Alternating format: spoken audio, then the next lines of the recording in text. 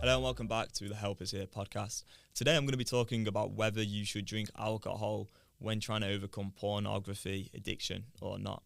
So I'm out with some mates on Saturday and it's my friend's birthday, my friend Nat, and everyone I'm with is drinking alcohol. I think there's about 9 of us all together. We were at my friend Max's house. These are like my best friends from school, so we've been friends since we were maybe like 15, 16. We're having a really good time, and I was the only one there, drinking soft drinks, non-alcoholic, but it was fine. Like, we were playing like a lot of drinking games, played a game called Ring of Fire. We were having a lot of fun. It was good, and yeah, there weren't any problems at all with me choosing to avoid drinking alcohol while choosing like different drinks. Now, the reason that I made that choice isn't because I feel like if I drink alcohol, I'm going to get out of control and watch porn and relapse. Like, about 5 weeks ago, me and my girlfriend just moved into a new apartment together. And to celebrate, we did have a couple of glasses of champagne at night. And that was fine. I felt a bit of discomfort, maybe a little bit more desire than usual, like the next day or the day after that. But it wasn't a problem. Obviously, I know how to deal with desire, so that isn't the problem here.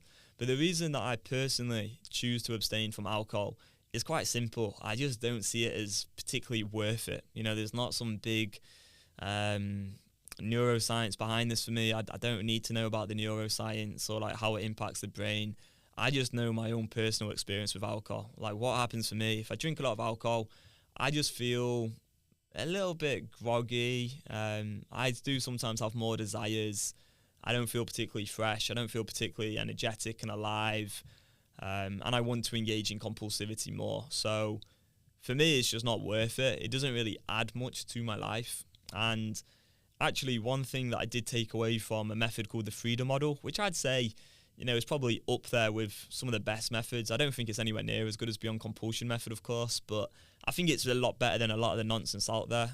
So something I took away from the freedom model was that, a lot of the time people associate drinking alcohol with like a buzz and like the atmosphere and like an excitement and like this thrill. And so they think like alcohol is really to do with that, and it's all about like lifting you up and feeling great.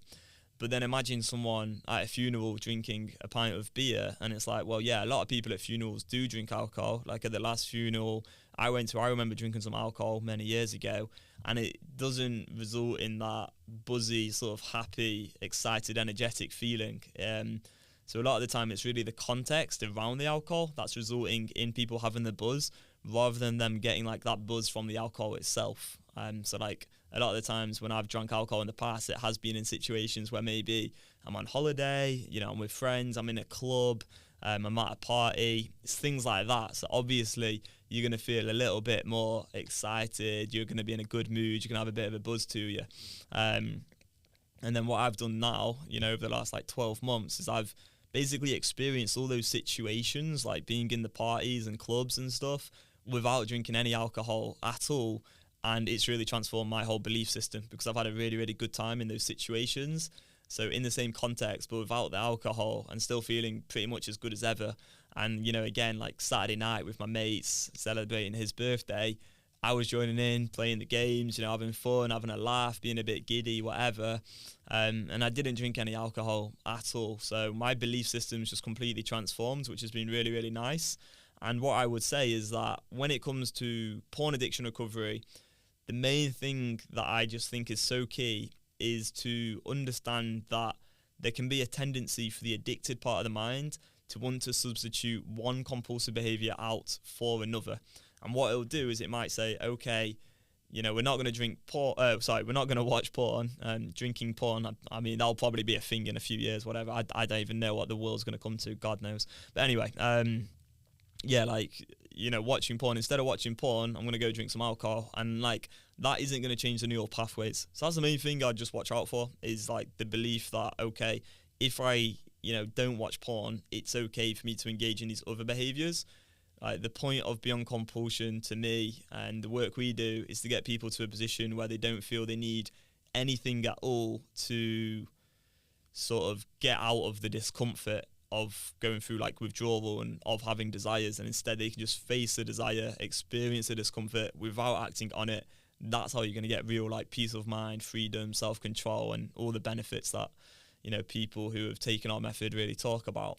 So it is about going through the discomfort. But yeah, for me, the alcohol thing, just a personal choice. I don't really see much benefits in drinking alcohol, so that's why I choose to abstain. I just think the benefits for me of abstaining outweigh drinking alcohol, and I really like how I've been able to apply the concepts that I've learned through Beyond Compulsion method and the training I've had from Mary Paulus to these other areas of my life, where I've got to a position where I just never thought it would be possible for me to like have as much fun on like nights out and with mates and things without drinking alcohol, especially in UK culture. We've got a culture here where a lot of things are associated with drinking alcohol, and a lot of the time I'm just the odd one out, the only one in the room like not drinking, and I'm completely comfortable with that, and it's just such a massive benefit, which, you know, I love sharing, I suppose, with the world, which is that this is possible. And it's so true for so many other things, like, you know, scrolling social media. You can literally get to a position where you never scroll and you just feel so good about that choice. But it is all about starting off with changing your thoughts and your beliefs and going through temporary discomfort and knowing how to do all of that for one thing, which, you know, we start off with porn primarily, but then the benefits of applying that concept and applying like a tool like the script, it then ripples out into these other areas of life, and you see how you can literally be in control of yourself and feel really good about that across all areas. So overall, my advice to anyone going through a porn addiction, wanting to stop it, would definitely be to just focus on being in control of yourself, being able to stop any behaviour you want to stop across all areas of life, and doing that moment by moment and feeling good about those choices, rather than feeling like you've got to stop all these things or you have to do something. Instead, it's about seeing it all as a choice, knowing you can engage in any compulsive behaviour you want, but ultimately, you know, getting really like the training first on being in control of your mind and then applying that training to any area you want. If you want to get that training, then you can visit beyondcompulsionacademy.com. I'll leave a link below. Thank you for listening, and we'll see you in the next one. Goodbye.